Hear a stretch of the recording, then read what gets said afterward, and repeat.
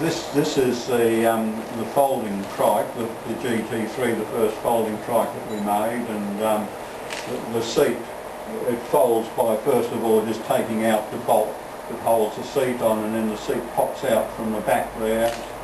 Once the seat's off, then you just pull the lever for the hinge, and the back end folds over the front, and that's small enough to put in the boot of a car. And if you want to take it down further, the wheels pop off just with one screw, the back with a quick release, and the handles can fold down as well.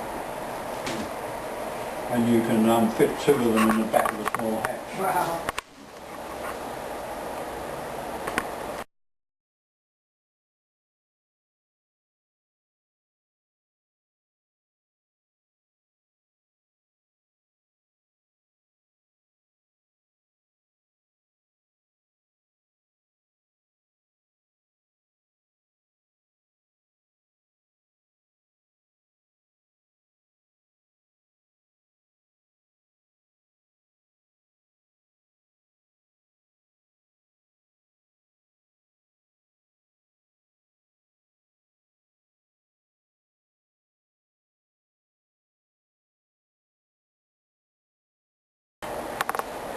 So this probably looks familiar to you. This is Las Vegas.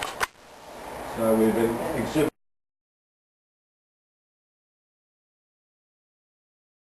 there a few times. We exhibited there a few years ago where we had all the trikes done together in one spot. This is Interbike? Interbike, yeah. Yeah, this stand was set up so that you had the trikes divided into four sections, so there would be commuting trikes, touring trikes, sports trikes and racing trikes. And my son set them up so that they're all at different angles, and if you're standing in the front of it, it's like they're all flying around. Yeah, that's cool. That's cool.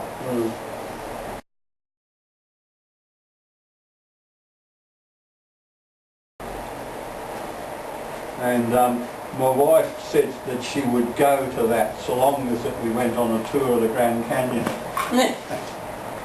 Here you are living in Australia and it's in Grand Canyon, and I haven't. Please, Sharon. Yeah, Go. It's magnificent. I want to go. I think you should. Hey, Sherry. Harmony, please. Sherry, let's go together, okay? Harmony to marriage, please. Cindy writes the checks, right? Hey, Steve. Zip it, man.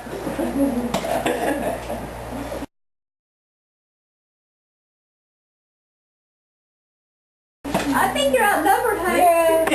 Look at Yeah, how it's Cool, look at this. These While we were at Interbike, Oh my you know, gosh. one of our frames got bent a bit, and we couldn't really work out how it got Really? bent How until did that happen?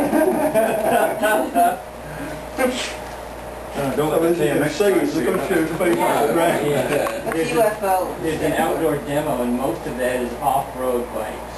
So that's what happened in this track. It's been well tested on the BMX track. After that, we actually strengthened up the back of it.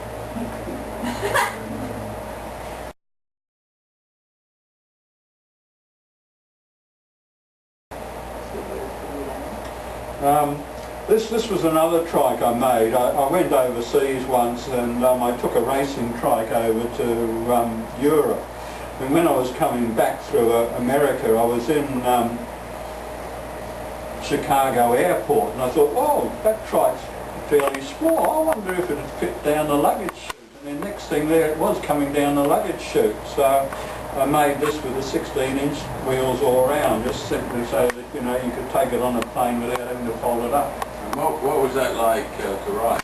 It was really good. That's an interesting point, because what happened for us was that we were building the trikes with the 20-inch wheels, and then we found that in the US, although the guys generally are a little bit bigger than the Australian males, we found that often the females were actually a lot smaller. So we started to build a few small trikes for these small women with 16-inch wheels, because we wanted to scale the whole thing down. So we used 16-inch wheels instead of the 20s. And what we noticed was that, again, the performance was better. You got better acceleration because, there was less wheel to wind up.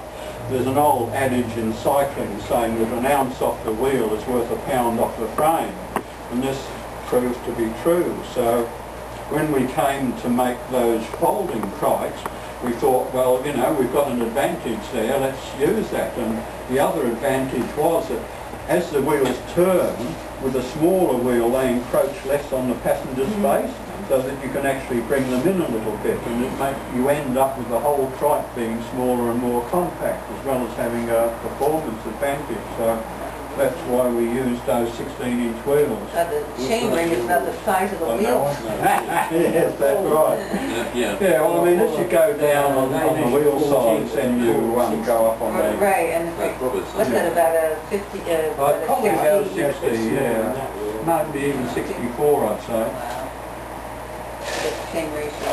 Yeah. But what's happened since then is Shimano has come out with a different cassette. They've come out with the Caprio cassette, which goes down to 9 feet instead of the 11 that they normally did. Are they still 9 speed? Yeah, still 9 speed. Yeah, but it's a 16-inch wheel. They call it a 16-inch. Oh, it's a gator bike. So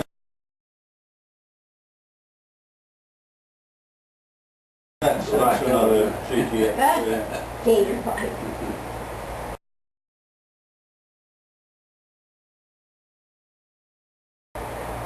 And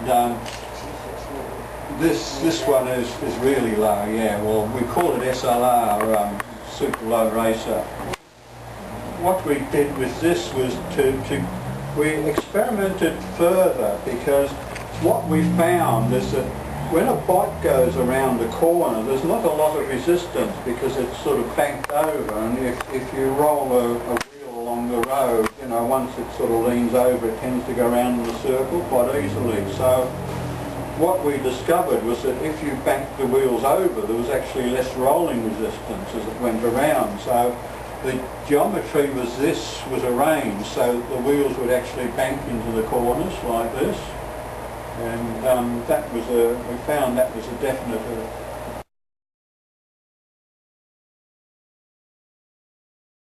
advantage. So this is a X series trike. So the wheels on this actually bank into the corner as it goes over, and the seat is also more laid back with the X series, so you've got less wind resistance, and it's a faster machine. That's more laid back than which one?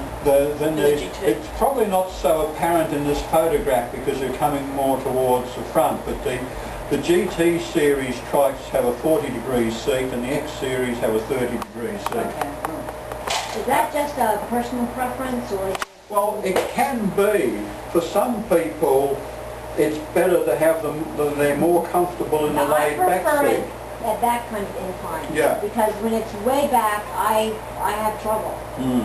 It is a personal thing, Yeah. so that's why I generally, So it's not an aerodynamic issue, it's just... It is an aerodynamic issue That's what as I well, thought. because Right, the more okay. reclined you are, the more less air resistance you is. aerodynamic. Right, okay. On a normal bike, once you get up to 30 kilometres an hour, I'm not sure what that is in miles an hour, about 20 or something, then 80% of your energy goes into just pushing the wind aside. And this is why it's so much harder to ride into a headwind than what it is into just normal still air. You're just pushing that wind aside. Okay. So by reducing your frontal area, then you increase your speed. Is that why recumbents are quicker than regular? Yes, that's exactly why. And how about, I mean, I haven't seen any racing ones with the enclosed Kevlar type high performance or graphite rims and that you use on regular bikes. Have you tried all that stuff? And it's not really, no. We haven't been into that. I just go through this one here. With these machines, what we found was that a lot of older people or people with some sort of handicap had trouble getting down into this seat. And while I was over here, I had a look at a few Delta trikes, and mostly I hated the steering, you know, where you had to sort of swing it like this from side to side. And when I picked up the back of them, they were incredibly heavy. So I started off